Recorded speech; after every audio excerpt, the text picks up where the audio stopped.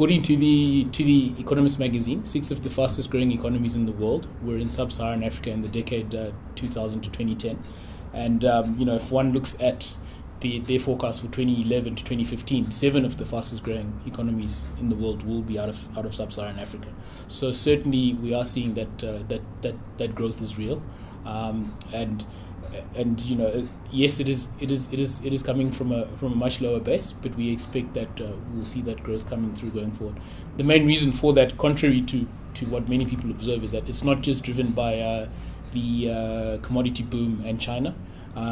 We found that if one breaks down the stats, consumer demand is actually pushing a lot of that growth.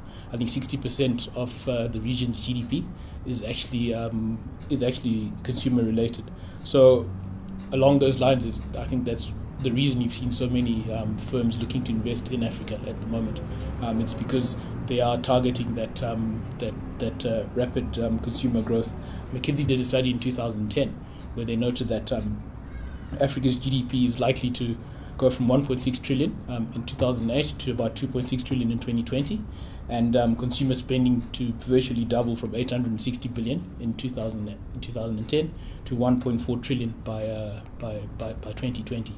Africa's population is also expected to double to 2 billion by 2050, and obviously that will see a shift in the demographic spread, with a lot more working age people versus the very young and the very old coming through.